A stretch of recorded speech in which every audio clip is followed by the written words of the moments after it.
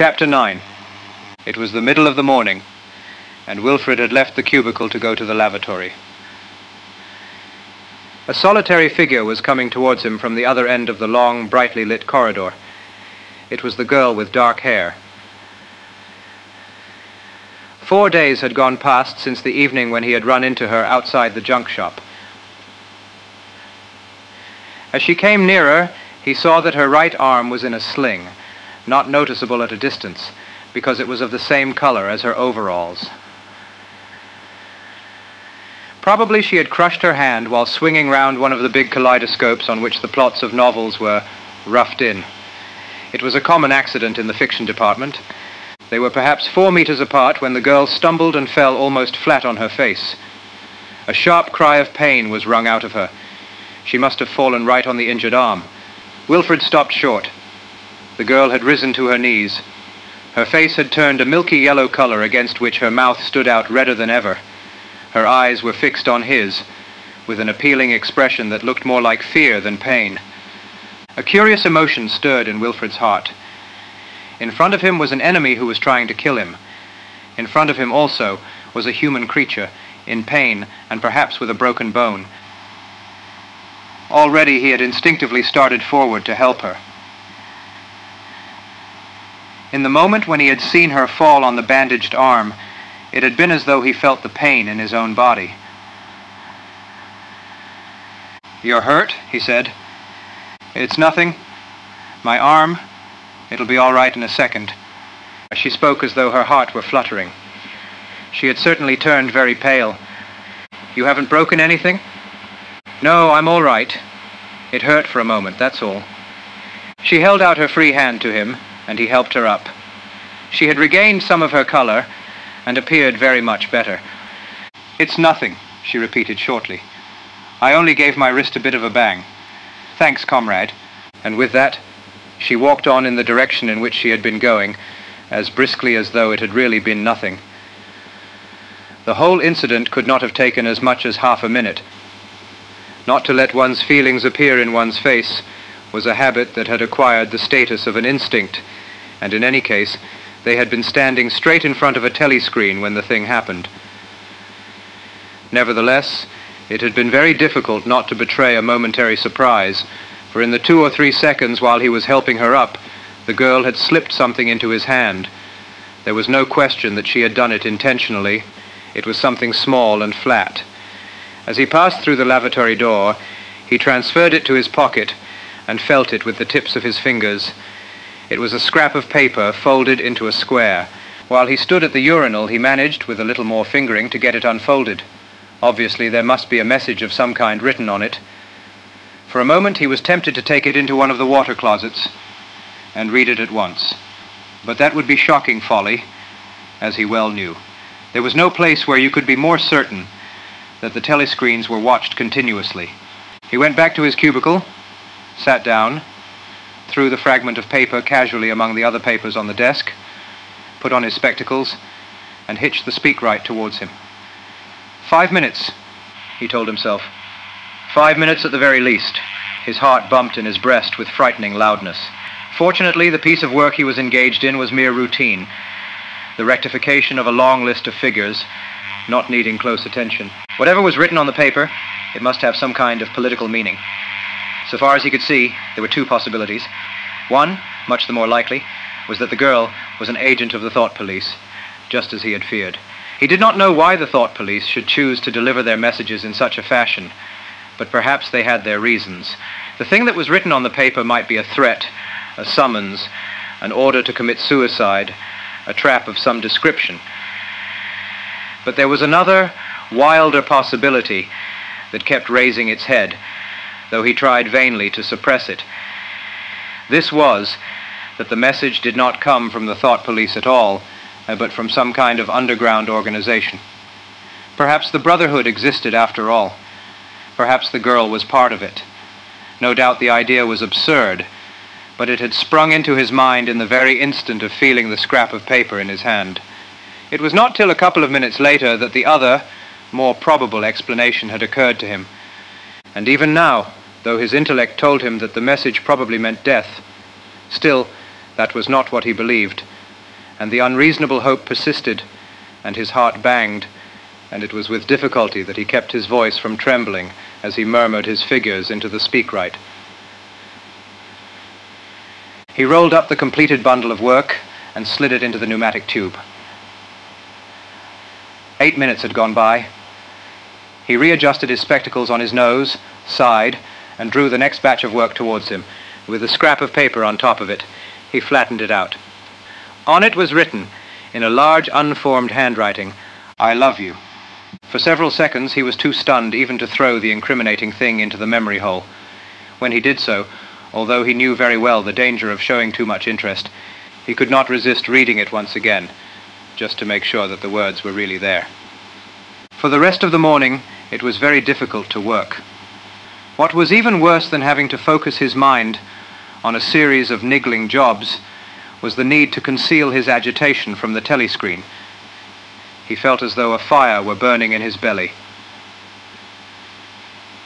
Lunch in the hot, crowded, noise-filled canteen was torment. He had hoped to be alone for a little while during the lunch hour, but as bad luck would have it, the imbecile Parsons flopped down beside him, the tang of his sweat almost defeating the tinny smell of stew, and kept up a stream of talk about the preparations for Hate Week.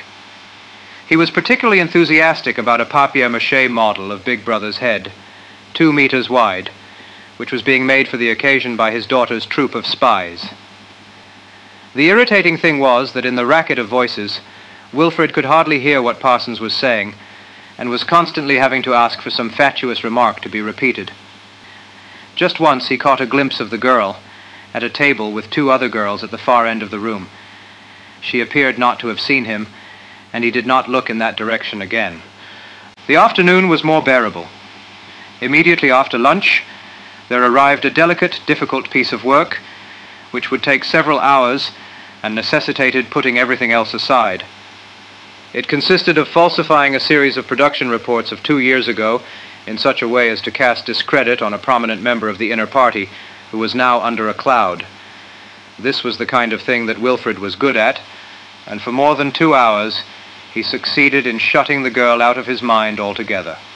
Then the memory of her face came back, and with it a raging, intolerable desire to be alone. Until he could be alone, it was impossible to think this new development out. Tonight was one of his nights at the community center. He wolfed another tasteless meal in the canteen, hurried off to the center, took part in the solemn foolery of a discussion group, played 2 games of table tennis, swallowed several glasses of gin, and sat for half an hour through a lecture entitled Ingsoc in relation to chess. His soul writhed with boredom, but for once he had had no impulse to shirk his evening at the center.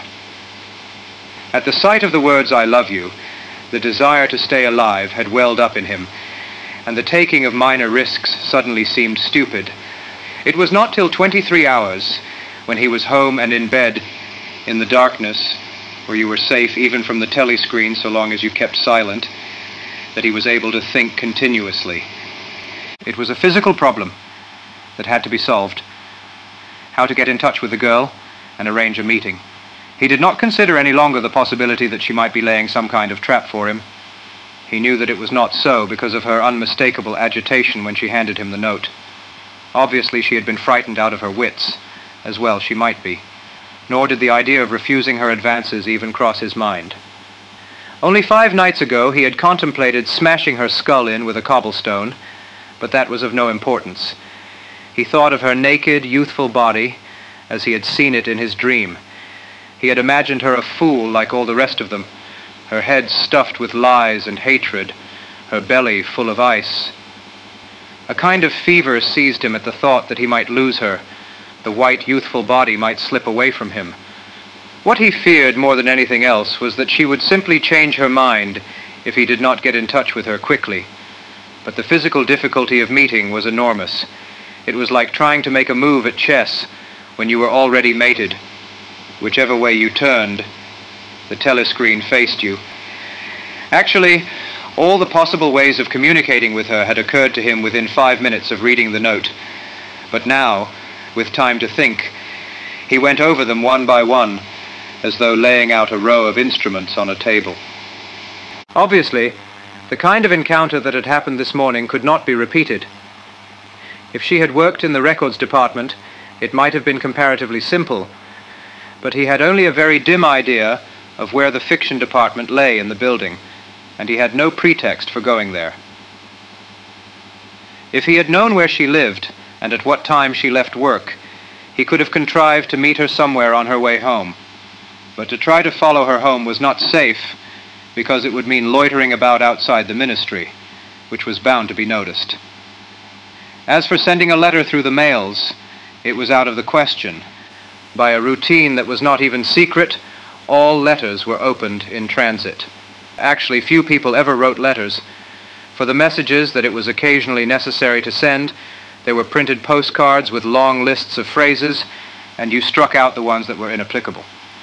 In any case, he did not know the girl's name, let alone her address. Finally, he decided that the safest place was the canteen. If he could get her at a table by herself, somewhere in the middle of the room, not too near the telescreens, and with a sufficient buzz of conversation all around, if these conditions endured for, say, 30 seconds, it might be possible to exchange a few words. For a week after this, life was like a restless dream. On the next day, she did not appear in the canteen until he was leaving it, the whistle having already blown. Presumably she had been changed onto a later shift. They passed each other without a glance. On the day after that, she was in the canteen at the usual time, but with 3 other girls and immediately under a telescreen.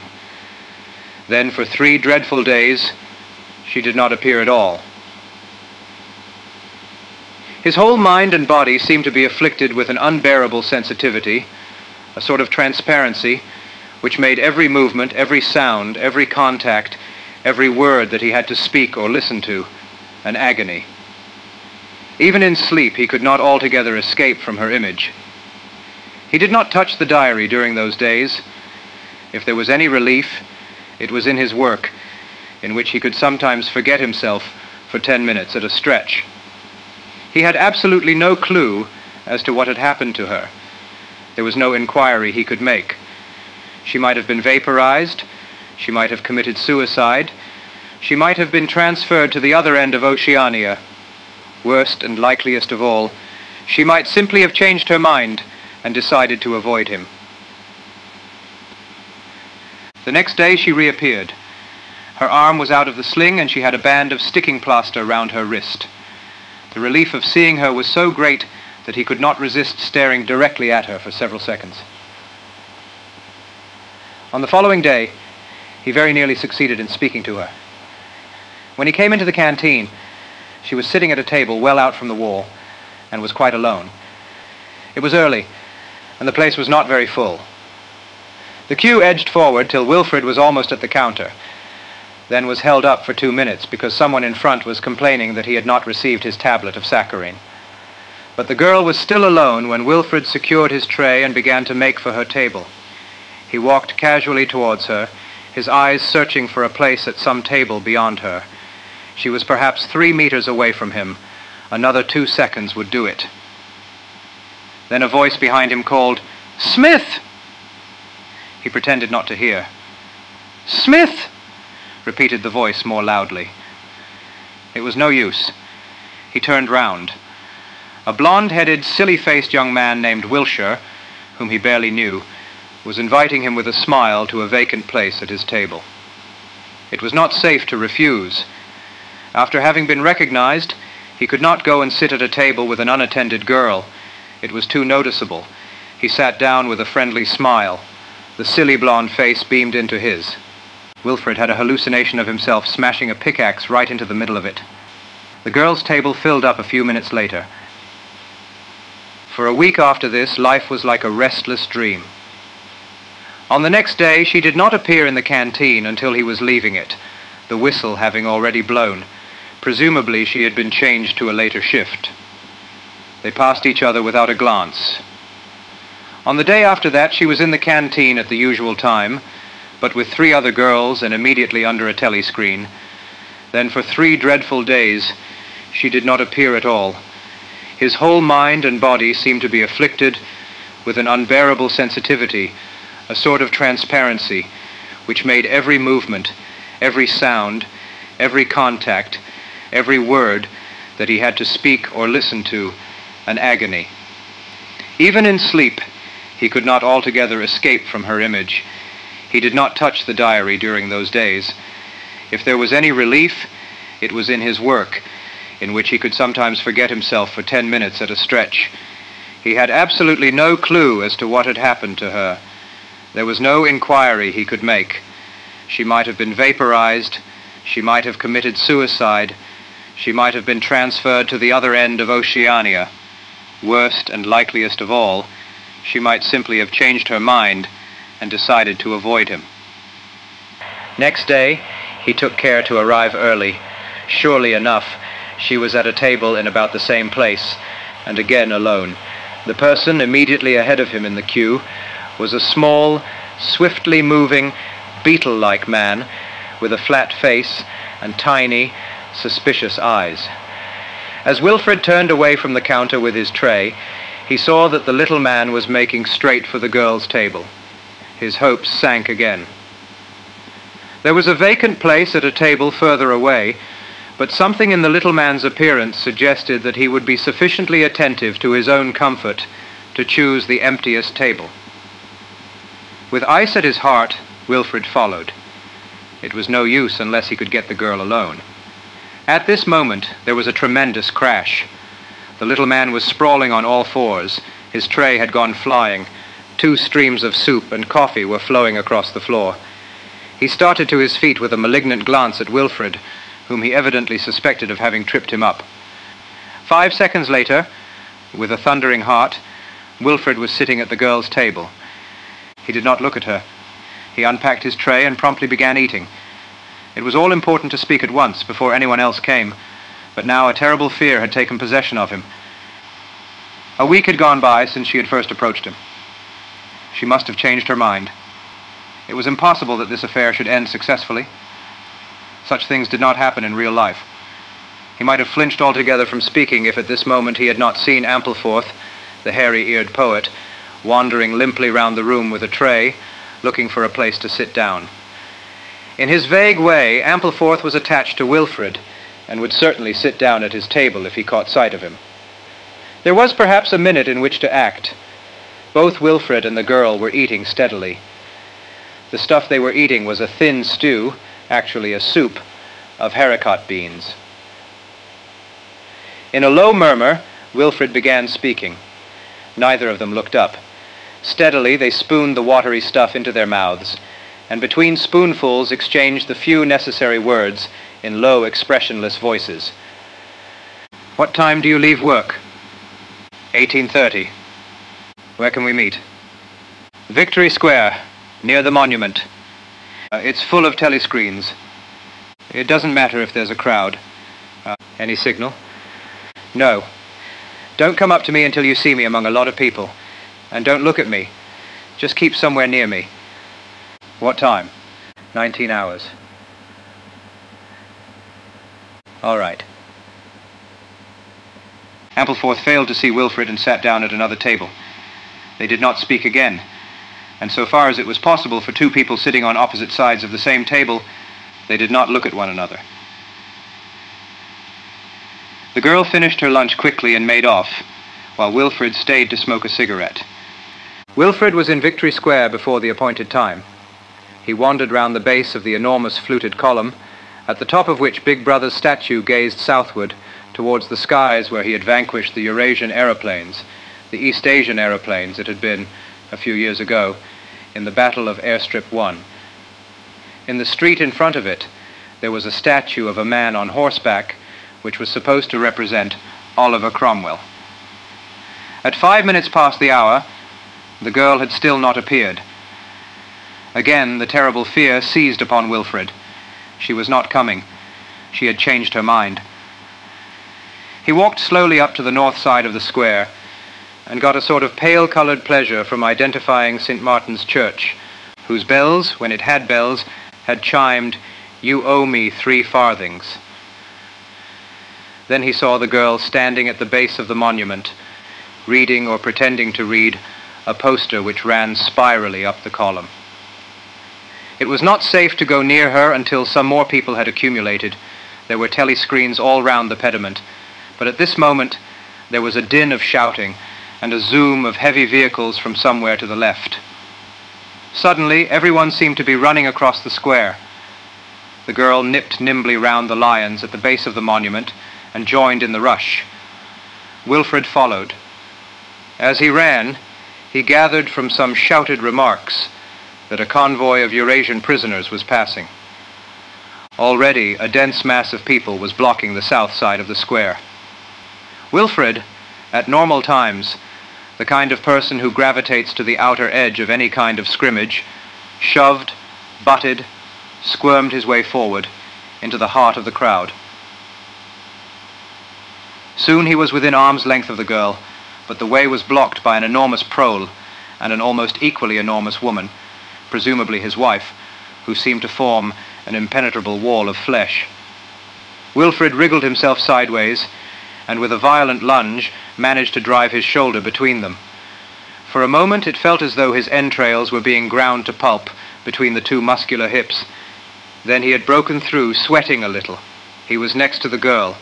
They were shoulder to shoulder, both staring fixedly in front of them. A long line of trucks, with wooden-faced guards armed with submachine guns, standing upright in each corner, was passing slowly down the street. In the trucks, little yellow men in shabby greenish uniforms were squatting, jammed close together. Their sad Mongolian faces gazed out over the sides of the trucks, utterly incurious. Occasionally, when a truck jolted, there was a clank-clank of metal. All the prisoners were wearing leg irons. Truckload after truckload of the sad faces passed. Wilfred knew they were there, but he saw them only intermittently. The girl's shoulder and her arm right down to the elbow were pressed against his. Her cheek was almost near enough for him to feel its warmth.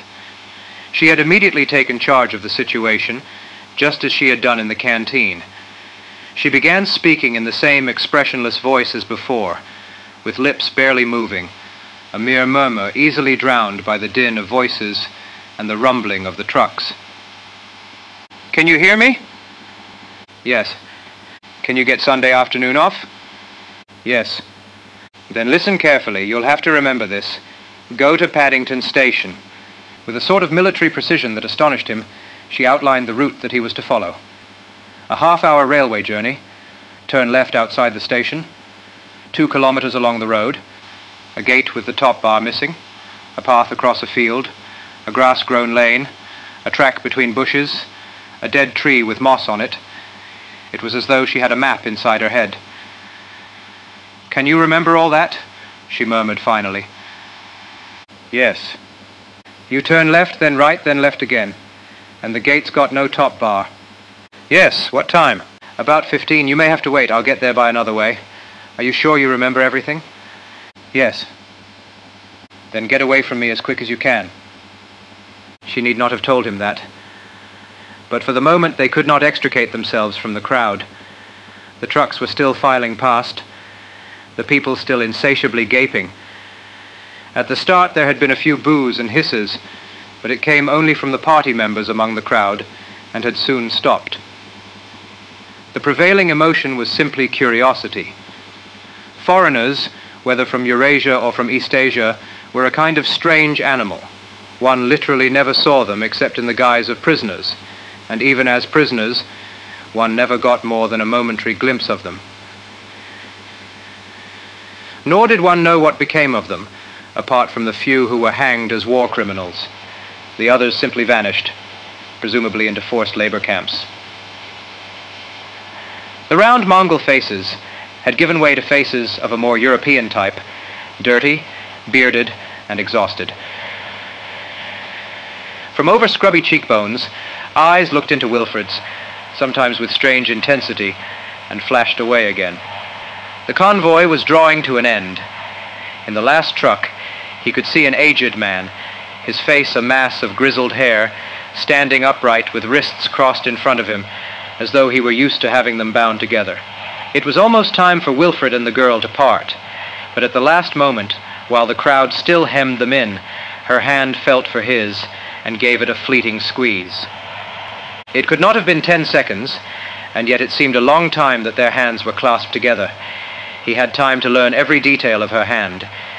He explored the long fingers, the shapely nails, the work-hardened palm with its row of calluses, the smooth flesh under the wrist. Merely from feeling it, he would have known it by sight. In the same instant, it occurred to him that he did not know what color the girl's eyes were. They were probably brown, but people with dark hair sometimes had blue eyes. To turn his head and look at her would have been inconceivable folly. With hands locked together, invisible among the press of bodies, they stared steadily in front of them. And instead of the eyes of the girl, the eyes of the aged prisoner gazed mournfully at Wilfred out of nests of hair. As the crowd began to disperse, Wilfred and the girl found themselves gradually released from the pressing throng. They moved with the flow of people, yet remained close together, their hands brushing occasionally as they navigated the now thinning crowd. Wilfred felt a strange mixture of exhilaration and apprehension coursing through him. The clandestine meeting was set, plans were made, and yet the uncertainty of what lay ahead hung heavy in the air. The girl glanced at him briefly, her expression unreadable amidst the chaotic aftermath of the convoy's passing. There was a sense of urgency in her movements, a silent insistence that they part ways before attracting further attention. Wilfred understood the need for caution, for any lingering proximity could invite suspicion. With a nod of understanding, they silently agreed to go their separate paths. Wilfred watched as the girl melded into the dispersing crowd, her form gradually fading from view amidst the sea of faces. He stood there for a moment, contemplating the gravity of their clandestine arrangement. Then, with a newfound resolve, Wilfred turned and made his way through the square, his thoughts consumed by the upcoming rendezvous. Every step seemed to carry him closer to an unknown fate, yet he pressed on, driven by a longing he dared not name. As he left Victory Square behind, Wilfred couldn't shake the feeling that his life had taken an irreversible turn, that he had crossed a threshold from which there could be no return. But amidst the uncertainty and peril, there was a glimmer of hope, a flicker of possibility that beckoned him forward into the unknown.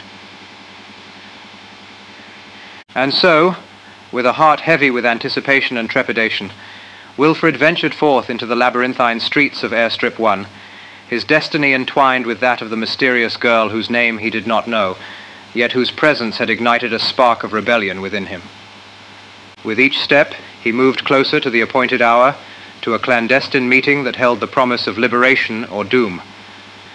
But in that moment, amidst the bustling streets of Oceania, Wilfred felt a surge of defiance, a defiance against the oppressive forces that sought to extinguish the flame of individuality and freedom. And so, with determination in his stride and rebellion in his heart, Wilfred embarked on a journey that would test his courage, his loyalty, and his very existence in a world where conformity was prized above all else. But as he walked, Wilfred knew one thing for certain: he would not go quietly into the night. For in the shadow of oppression, a flicker of resistance still burned bright, a beacon of hope in the darkest of times. And as long as that spark endured, Wilfred vowed to fight on, to defy the powers that sought to crush the human spirit, and to seize control of his own destiny, whatever the cost.